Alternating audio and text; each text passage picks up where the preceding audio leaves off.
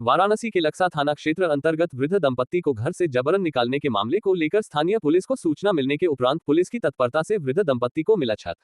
बताते चले कि वृद्ध दंपत्ति का आरोप है कि उनका अभी मालिकाना हक अभी उस रकबे में बरकरार है, मगर जबरदस्ती उनके ऊपर अन्य हिस्सेदार पूरी तरह से बेदखल करने की तैयारी कर रहे हैं। इस पूरे प्रकरण में स्थानीय पुलिस को सूचना मिलते ही पुलिस ने तत्परता दिखाते हुए मामले को संज्ञान में लिया और मौके पर पहुंचकर वाद विवाद होने से बचा लिया।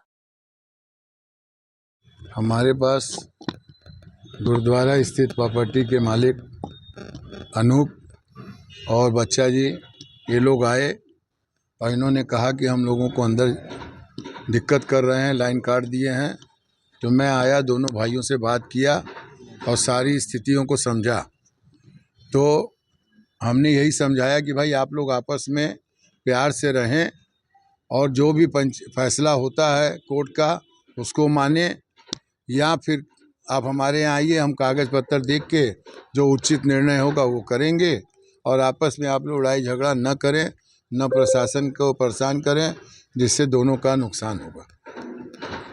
अभी क्या स्थिति बनी भगत जी? अभी तो मैंने देखा कि ये अनूप जी यहाँ रह रहे हैं और इनकी वाइफ रह रही हैं, तो रहें, भाई बुजुर्ग हैं, कहाँ जाएंगे, अगर ये रहते हैं तो रहें। क्या ये संपत्ति जो अनूप जी हैं उनके पैतृक संपत्ति है? अब अभी तक तो देखिए समझ में नहीं आया है पैतृक का, कहीं वसीयत की बात आ रही है, कहीं पर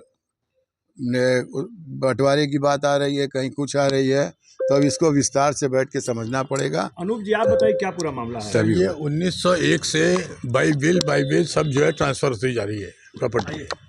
और जो हमारे फादर थे उन्होंने फिर हमारे को, हम चारों भाइयों को न देकर विल के थ्रू हमारी वाइफ को दिया प्रॉपर्टी, नाम निकिता बाई को दिया। अब उसके बाद ये लोग कह रहे हैं कि हम लोग सुलहनामे से मालिक हैं। हम एक आपका जो है 89 में पिताजी ने विल लिखी, लेकिन विल जो है वो 2007 में हुई, जब उनके मर गए हैं तो उसके बाद ओपन हुई, तब से वो अप्लीकेबल हुई, उससे पहले वो अप्लीकेबल नहीं थी। और 2001 में एक सुलहनामा हुआ जिसके आधार पर ये लोग कह रहे हैं कि हम लोग उससे मालिक हो गए। उसमें एक कंडीशन लगी हुई थी कि अगर आप सुलहनामे के आधार पर किसी बिल्डर को अगर आप प्रॉपर्टी को बनाने के लिए नहीं देते हैं, वो बना के आपको निर्माण करके देगा, तब आपको 1616 वो प्राप्त होगा। लेकिन आज तक 24 साल हो गए, आज तक कोई भी बिल्डर एग्रीमेंट नहीं हुआ, न इन लोगों ने किसी बिल्डर को कब्जा दिया।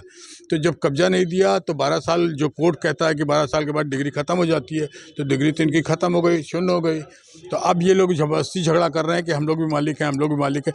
आपने ही कोर्ट में दाखिल किया है कि साहब हमारा बिल को कैंसिल कर दिया जाए, हम लोग को सुलहनामे से घोषित कर दिया जाए।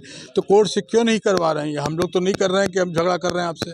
आप कोर्ट से जाके ले आइए फेवर में ऑर्डर अपने, हम आपकी बात मान लेंगे। अगर हमारे फेवर में होगा तो आपको मानना होगा। वर्तमान में स्थिति है कि अभी तो हम ही मालिक हैं इसके।